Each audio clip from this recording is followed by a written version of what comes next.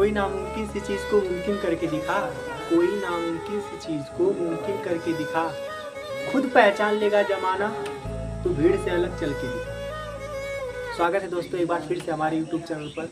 दोस्तों हम अगले वाले वीडियो को लेकर आए हैं जो कि इसके पहले वाले वीडियो का उससे रिलेटेड है। ठीक है दोस्तों, चलिए वीडियो स्टार्ट करते हैं। ये प्रश्नावली नंबर 1.2 को हम लोग क्या करेंगे, हल करेंगे। ठीक है दोस्तों, इसमें क्या बोला गया है कि अंक गणित की आधारभूत प्रमेयिका। ठीक है दोस्तों, यदि आप इसको बढ़िया से समझते हैं तो आगे इसमें प्रश्नावली में जो प्रॉब्लम्स होंगी, सवाल होंगे, उस सबको आप आसानी से हल कर पाएंगे। ठीक है दोस्तों, चलिए इसे पढ़ते हैं। पहले कुछ इसमें लिखा गया है, एक प्राकृतिक संख्या का अभाज्य गुणनखंड उसके गुणनखंडों के क्रम को छोड़ते हुए अद्वितीय होता है। मतलब इसके कहने का क्या है? कहने का मतलब ये है, किसी भी संख्या के यदि हम गुणनखंड निकालते हैं तो जो उसका अभाज्य गुणनखंड होता है, वह अद्वितीय होता है। अद्वितीय का मतलब क्या होता है? यूनिक, यानी सबसे अलग होता है। जैसे हमने कहा 5 एक संख्या है, तो क्या 5 के जैसे कोई संख्या है? नहीं है। तो 2 संख्या है, तो क्या 2 के जैसी कोई संख्या है? नहीं है। मतलब अपने आप में वो क्या रहेगा? अकेला ही रहेगा। ऐसा संख्याओं का अगर आप भाज्य संख्या का गुणनखंड निकाल रहे हैं, उसका जो भी गुणनखंड आएगा वो सबसे क्या होगा? अलग होगा। ठीक है, वही बात कहेगी। जैसे हम एक उदाहरण के आधार पर समझाते हैं। जैसे हम 210 का गुणनखंड अगर निकालते हैं, 2 से काटेंगे 2 1 कम 2, और यहाँ पे 1 कटेगा नहीं, दोनों अंक लेंगे, दोनों अंक लेते 1 0 बढ़ा लेते हैं, 2 25 कितना हो जाएगा? 10। फिर काटेंगे 5 से या 3 से काट लेते हैं, 3 से काटेंगे तो 3 3 का 9, और हो जाएगा कितना? 3 25। फिर कितने से काटेंगे लोग? 5 से काटेंगे, 5 से काटेंगे तो 5 7 35, 7 1 का 7।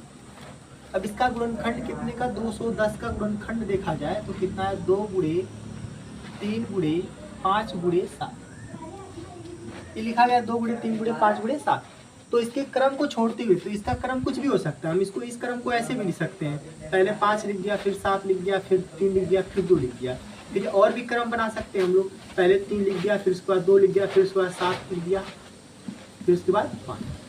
मतलब कहने का ये है कि जो संख्याएं तो आगे पीछे करके हो सकती है, परंतु ये संख्याएं आगे पीछे करके, यानी कि उसके क्रम में कोई परिवर्तन हो सकता है, परंतु इसके गुणनखंड जो होंगे, जो संख्याएं होंगी अभाज्य वाली, वो कभी नहीं बदलेगी। कहने का मतलब ये है। सभी में देखिए, तीनों गुणनखंड देखिए, तीनों में संख्याएं क्या है? सेम। बस वही बात कही कि गुणनखंड में इसके अलावा और कोई इसका गुणनखंड नहीं हो सकता है अभाज्य संख्याओं। ठीक है दोस्तों, यही बात पहली बोली गई है कि एक प्राकृतिक संख्या का अभाज्य गुणनखंड उसके गुणनखंडों के क्रम को छोड़ते हुए अद्वितीय होता है। मतलब सबसे अलग होता है किसी भी संख्या का, उसके जैसा और कोई संख्या का गुणनखंड नहीं प्राप्त होता है। ठीक है, अगली बात करते हैं दूसरे की। यदि किसी संख्या के गुणनखंड में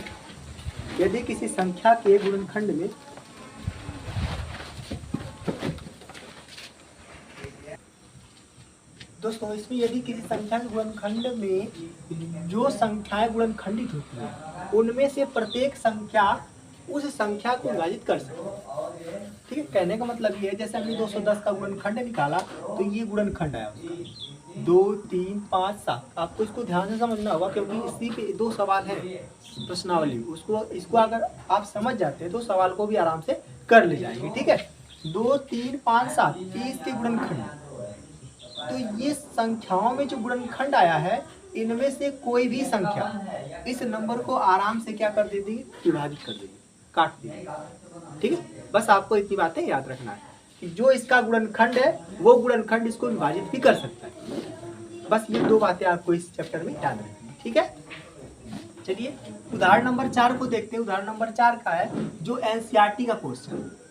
ठीक है दोस्तों, जो एनसीईआरटी बुक से क्वेश्चन लिया गया है उदाहरण नंबर 4, उसको पहले हम हल करवाएंगे। उदाहरण इसमें 3 4 5 यानी कि 4 5 6 कुछ उदाहरण ऐसे हैं जो उनको लगवाना बहुत ही जरूरी है, क्योंकि परीक्षा में उदाहरण भी पूछ देता है, और ये एनसीईआरटी के उदाहरण होंगे। ठीक है दोस्तों, चलिए करते हैं उसको बंद करते हैं। एनसीईआरटी का जो उदाहरण नंबर 4 है उसको देखते हैं क्या लिखा गया है। ठीक है, इसमें ये लिखा गया है कि संख्याओं 4n पर विचार कीजिए कि जहां n एक प्राकृतिक संख्या है, और जांच कीजिए कि क्या n का कोई ऐसा मान है जिसके लिए 4 की घाते n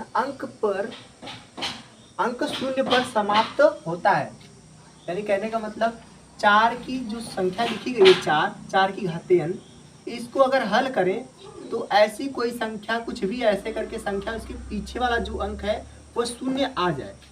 क्या ऐसा संभव है, यही हमको बताना है। ठीक है, मतलब 4 के गुणनखंड ऐसे करेंगे, यानी कि 4 की घात को ऐसे घात लगाएंगे, ऐसी कोई संख्या है जो 4 का गुणनखंड करने पे उसके लास्ट में, ये सब लिखी रहे संख्या, उसके लास्ट में 0 पर समाप्त हो सकता है। क्या ऐसा संभव है, यही हमको बताना है। ठीक है, चलिए इसमें n की जगह, मतलब n की प्राकृतिक संख्या का मतलब क्या है, 1 2 3 4 ऐसे करके ये प्राकृतिक संख्या है। तो हमको क्या करना है कि जो 4 की घाते n है, इस n की जगह 1 2 3 रख के देखना क्या सही में ऐसा कुछ हो सकता है, कभी चेक कर लेते हैं। तो n की जगह हम पहली बात 1 रखेंगे, तो रखेंगे तो कितना आएगा, 4 एकम 4। क्या ये शून्य पर समाप्त हुई संख्या, इसके पीछे कोई शून्य संख्या आई, नहीं आई, मतलब पहली संख्या तो नहीं समाप्त हुई। दूसरी, n की घाते अगर 4 की घाते अगर 2 रखते हैं n की जगह, तो 4 चौके क्या आ जाएगा 16। क्या ये 0 पर समाप्त हुई, ये 6 पर समाप्त हो रही है, शून्य पर नहीं समाप्त हो रही। फिर आगे बढ़ते हैं ऐसे ही करके, तो 3 हो जाएगा, इसका 3 घात रखेंगे तो कितना होगा, 4 चौक 16 चौके 64, इसके पीछे कितना आएगा, 4 आएगा। मतलब क्या ये 0 पर समाप्त तो हो सकती है कभी ऐसी संख्या? समाप्त कब होगी? समाप्त तभी होगी जब 4 का ऐसा कोई गुणनखंड हो जिसमें 2 और 5 हो, या फिर क्या हो, 5 हो सकता है, तब तो वो संख्या समाप्त होगी। क्योंकि 5 गुना के 10 होगा, और 10 की घात कुछ भी रखोगे तो उसके पीछे कितना आएगा, 0 ही आएगा। ठीक है दोस्तों, तो आपको बस याद रखना है कि अगर किसी संख्या के गुणनखंड में 2 और 5 आ रहा है, तब तो वह संख्या शून्य पर समाप्त होगी, अन्यथा शून्य पर समाप्त नहीं होगी। फिर से एक बार रिपीट कर दे रहे इस बात को, कि जब भी किसी संख्या का अभाज्य गुणनखंड में 2 गुणा 5 अगर आएगा, 2 गुणा अगर 5 आएगा, तब तो वह संख्या शून्य पर समाप्त होगी, अन्यथा वह संख्या शून्य पर समाप्त नहीं होगी। ठीक है, चलिए एक बात और कर लेते हैं। यहीं पे 6 की घाते अगर ये लिखा गया है, क्या यह संख्या शून्य पर समाप्त होगी? चेक कर लेते हैं, इसके गुणनखंड को देखते हैं। तो इसका गुणनखंड कितना होगा, 2 गुणे 3। तो इसके गुणनखंड में क्या आया, 2 और क्या आया, 3। 2 और क्या आया, 3 आया। तो क्या यह संख्या कभी भी शून्य पर समाप्त होगी? नहीं होगी। 2 तो आया परंतु 5 नहीं है। तो जब तक दोनों संख्याएं न रहेंगी तब तक वह शून्य पर कभी समाप्त ही नहीं होगी। ठीक है, आपको ये बातें याद रखनी है। तो शून्य पर कब समाप्त होगी, जब किसी संख्या के गुणनखंड में 2 गुणा 5 रहेगा, अभाज्य गुणनखंड, तब वह संख्या शून्य पर समाप्त होगी। ठीक है, तो इसमें हमको लिखना क्या रहेगा, लिखेंगे, क्या पूछा गया प्रश्न, तो लिखेंगे नहीं, तब ये लिखना है, नहीं संख्या 4 की घाते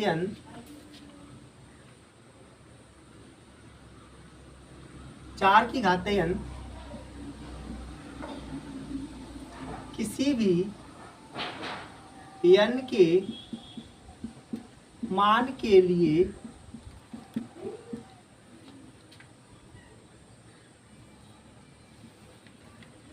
शून्य पर समाप्त नहीं होगी।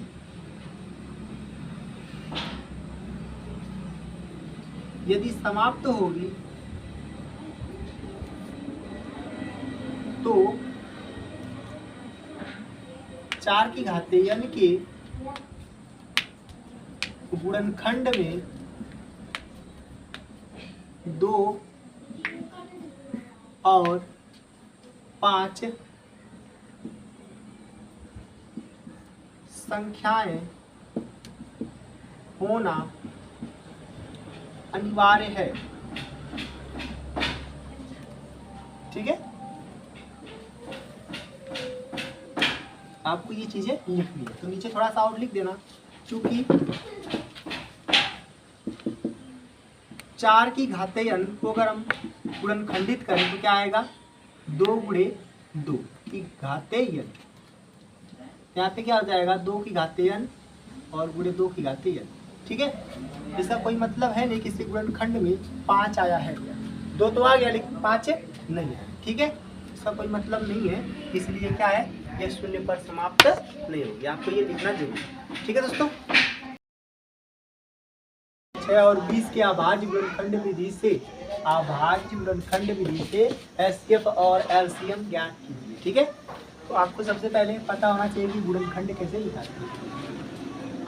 तो 6 और 20 का हमको निकालना है गुणनखंड में। ठीक है, पहले तो गुणनखंड इसका कर लेते हैं 6 और 20 का, इधर बगल में करते हैं। 6 का गुणनखंड करेंगे तो क्या आएगा दोस्तों, 2 से काटेंगे 2 3 6 और 3 से काटेंगे 3 1 का,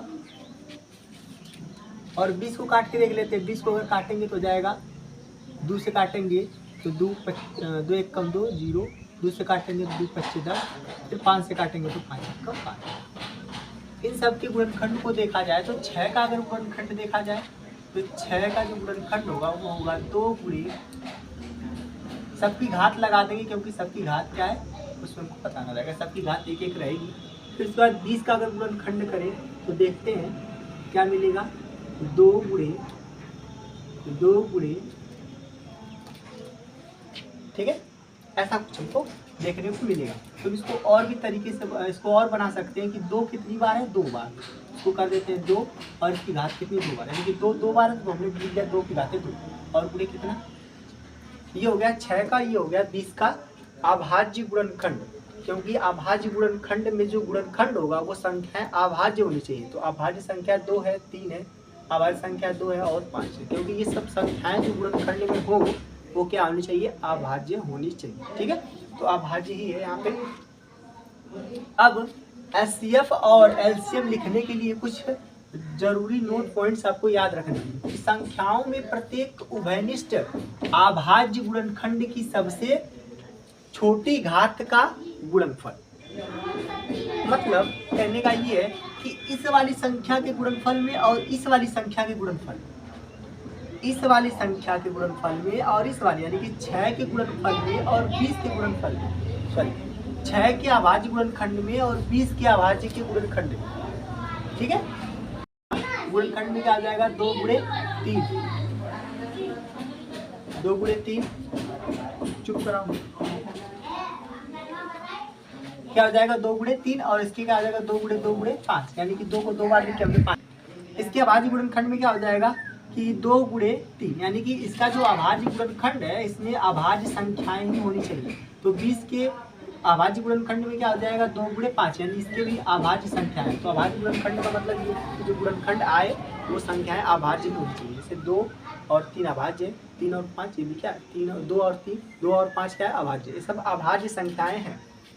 तो अब इसका हम निकालेंगे एलसीएम और एचसीएफ।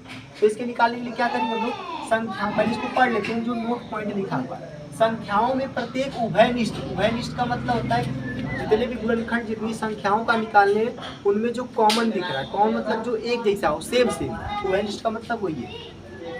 अभाज्य गुणनखंड की सबसे छोटी घात का गुणनफल, सबसे छोटी घात का गुणनफल। तो इन दोनों के जो गुणनफल आए हैं, 6 और 20 के गुणनफल आए हैं, इनमें हमको एक जैसा ढूंढना है। एक जैसा यानी कि कॉमन ढूंढना है, उभयनिष्ठ ढूंढना है। तो उभयनिष्ठ हमको क्या मिला, एक तो मिला हमको 2 मिला, एक तो मिला क्या यहाँ का 2, यानी कि यही दोनों केवल एक जैसे दिख रहे हैं। तो उन दोनों में इसमें 2 की घाते 1, इसमें 2 की घाते 2 है। ये बात समझ आई कि सबसे पहले तो उसमें उभयनिष्ठ ढूंढेंगे, यानी कि उभयनिष्ठ का मतलब दोनों में जो सेम तो 2 सेम दिख रहा है, 2 यहाँ पर भी दिखा, 2 यहाँ पर भी दिखा, बस यही दोनों दिख रहे हैं। और 3 5 तो अलग अलग है, सेम नहीं दिख रहे हैं। जब अलग अलग दिखेंगे तो ऐसा कुछ नहीं करेंगे, लेकिन अगर सेम दिखे तो उनको लेना है। अब दोनों में से 2 की घाते 1 हो जाएगा, 2 की घाते क्या हो जाएगा 2। उसने बोला है कि गुणनखंड की सबसे छोटी घात, तो ये दोनों का जो गुणनखंड आया है इनमें से ये 2 की घाते 2 है और इनमें से 2 की घाते 1 है। तो सबसे छोटी घात किसकी है, इस वाली संख्या की सबसे छोटी घात है। तो जिसकी सबसे छोटी घात रहेगी दोनों कॉमन लेने में, वही संख्या क्या कहलाएगी, एचसीएफ कहलाएगी। तो यहाँ पे इन दोनों में जो है 2 की घात 1 और 2 की घात 2 में सबसे छोटी घात ये वाली है, 6 वाले गुणनखंड में। इसका मतलब जो एचसीएफ होगा वो होगा 2 की घाते 1। ठीक है, आपको बस ये बातें याद है। ठीक है, अगले वाले को देखते हैं। तो अगर हमको एलसीएम निकालना है तो संख्याओं में प्रत्येक अभाज्य गुणनखंड की सबसे बड़ी घात, ठीक है, प्रत्येक अभाज्य गुणनखंड की सबसे बड़ी घात। तो इसमें जो कॉमन मिलेगा, एक जैसा मिलेगा, उसको भी लिया जाएगा, जो नहीं मिलेगा उसको भी ले लिया जाएगा। तो अब इसमें देखते हैं 2 की घाते 1 और 2 की घाते 5 और 3 की घाते 1 और 3 की घात 5 की घाते 1, ठीक है।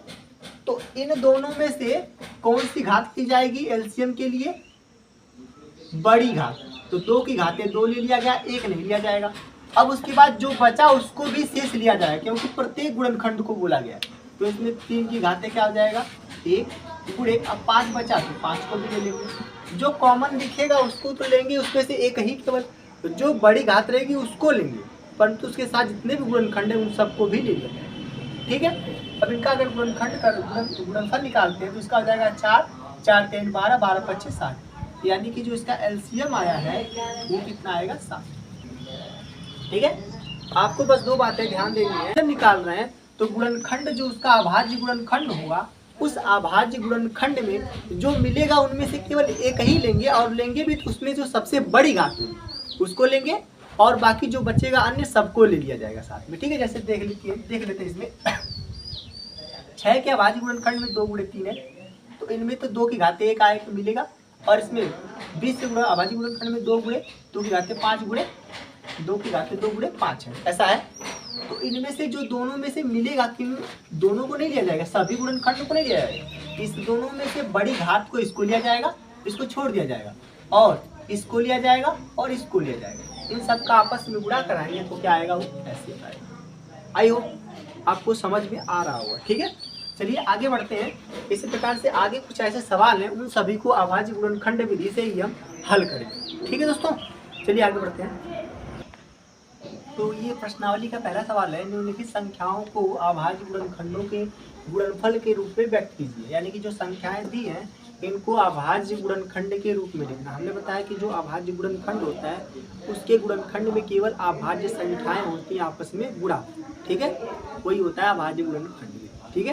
तो हल करते हैं। पहले 140 वाले को अगर हम गुणनखंड निकाले इधर बगल में रफ कार्य, तो 140 का 2 से काटेंगे 7 14 0, और 2 से काटेंगे तो 2 3 6 और बचेगा 5 2 25 10, फिर 5 से काटेंगे तो कितनी बार में कटेगा? 7, फिर क्या हो जाएगा? 7 1 का 7, ठीक है। यानी कि 140 है, 140 का जो गुणनखंड निकल के आया, ठीक है, वो क्या निकल के आया? 2 गुणे 5 गुणे 7। इसको और अगर हल करें तो 2 को 2 बार लिख सकते हैं, क्योंकि 2 बार है, गुणे 5 गुणे 7, ये हो जाएगा 140 का अभाज्य गुणनखंड, क्योंकि इसमें सभी संख्याएं गुणनखंड में सब क्या है? अभाज्य, ठीक है। ऐसे करके दूसरे सवाल को देखते हैं। 156 वाला, 156 को अगर काटते हैं, इधर लिख के 156, 2 से काटेंगे 2 7 14 1 2 8 16, फिर 2 से काटेंगे 2 3 6 और बचेगा 2 9 18, फिर 3 से काटेंगे 3 1 कम 3 और 3 3 का 9, 13 से काटेंगे 13 कम 13, ठीक है। यहाँ पे क्या मिलेगा? इसका गुणनखंड 2 गुणे 3 गुणे 3, ऐसा मिलेगा। इसको हम क्या लिख सकते हैं? 2 की घाते 2 गुणे 3 गुणे 3। अभी जितनी भी संख्याएं दिख रही सब क्या है? अभाज्य। तो आपको ऐसे ही जितने भी सवाल बच रहे हैं उन सबको आपको करना है, ठीक है। अगले वाले सवाल को देख लेते हैं। अभाज्य गुणनखंड विधि से एचसीएफ और एलसीएम ज्ञात कीजिए। अब सवाल इसमें कौन कौन से हैं सवालों को देख लेते हैं। पहला सवाल लिखा गया है 12 15 21। पहला सवाल जो है वो है 12 15 व 21 है। तो पहले सवाल को ही हल करवाएंगे, बाकी सबको आपको होमवर्क के रूप में करना है, ठीक है। तो सबसे पहले इन संख्याएं दी हैं, इनका एचसीएफ और एलसीएम निकालने के लिए क्या करेंगे? इनका गुणनखंड करेंगे। क्या करेंगे? गुणनखंड। तो हम कर लेते हैं इनका गुणनखंड। 21 का पहले गुणनखंड करते हैं, सॉरी 12 का पहले 12 दी संख्या तो 12 कर लेते हैं। 2 से काटेंगे 2 छक्का 12, 2 से काटेंगे 2 3 6, फिर 3 से काटेंगे 3 1 3, यानी कि पहले का गुणनखंड निकल के क्या आया? इसका गुणनखंड क्या निकल के आएगा? 12 का 2 गुणे 3। इसको हम ऐसे भी लिख सकते हैं 2 की घाते 2। डायरेक्ट हम देते हैं कि 2 बार 2 की घाते 2 गुणे, ठीक है। अब 15 का कर लेते हैं। 15 का करेंगे तो क्या आता है? 3 से काटेंगे 3 5 15 5 से 5, यानी इसका भाज्य गुणनखंड क्या आएगा 15 का 3 गुणे 5, यानी सबकी घात 1। और 21 का कर लेते हैं डायरेक्ट, 3 सत्ते 21 हो जाएगा, 21 का कर लेते हैं यहाँ पे, 3 सत्ते 21 7 1 का 7, ठीक है, यानी कि 3 गुणे 7, ठीक है, ये संख्या है। अब हमको हमने ये बताया था कि सब में कॉमन ढूंढेंगे। कॉमन सब में क्या मिल रहा है, 2 इसमें मिला, बाकी इन सब में 2 नहीं मिला। इसमें देखिए 3 मिला, इसमें भी 3 मिला और इसमें भी 3 मिला, सब में 3 3 मिला। जो तीनों है, तीनों में उभयनिष्ठ 3 3 मिला। इसके पहले वाले सवाल में ये बताया था, यानी कि तीनों में एक जैसा मिलेगा 3, तो जो मिलेगा वही क्या कहलाएगा, जो सब में मिलेगा वही हो जाएगा एचसीएफ। तो एचसीएफ वही होगा जिसकी घात सबसे छोटी होगी। तो तीनों की घात क्या है, 1 है, सबसे छोटी है, इसका मतलब तीनों का घात 1 है, तो इसका मतलब एचसीएफ कितना आएगा 3 आएगा, ठीक है। तीनों में कॉमन मिलना चाहिए, ठीक है, बात ये। दूसरी बात, लसा जब निकालेंगे, एलसीएम जब निकालेंगे, उसमें जो मिलेगा उनमें से केवल एक ही, यानी कि 3 3 3 मिल रहा है, तो उसमें सबसे बड़ी घात भी क्या होगी, एक ही होगी। यानी कि सबसे पहले हम क्या लेंगे, 1 की घात 1, यानी 3 को एक ही बार लेना पड़ेगा, जो मिलेगा उसको एक ही बार, और जो ना मिले उसको भी। देखिए 2 मिल रहा है, तो जो मिलेगा उसको भी लेंगे, जो नहीं मिलेगा उसको भी लेंगे। तो जो मिलेगा लेंगे उसी को, लेकिन जिसमें बड़ी घात लगी, तो बड़ी घात क्या हो जाएगा, 1 ही रहेगा। अब इसके बाद ये तो हो गया, ये भी हो गया। अब इसको लेते हैं, तो हो जाएगा गुणे 5 की घात 1 गुणे, अब क्यों बचा, ये 7 बचा, तो लिखेंगे 7। अब इन सब का गुणा कराएंगे, यानी कि ये हो जाएगा 4 4 3 हो जाएगा 12 12 5 60 हो जाएगा, और 60 का 7 गुणा कराएंगे तो हो जाएगा 400, ठीक है। तो आपको ऐसे कुछ सवाल को हल करना रहेगा, जो भी सवाल दिए हैं इसके बाद प्रश्नावली में। तीसरा जो सवाल है उसमें आपको दिया रहेगा, ठीक है। तो आप सभी सवालों को कर लीजिएगा, बाकी आगे हम इस प्रश्नावली को आगे सवालों को बताएंगे, ठीक है।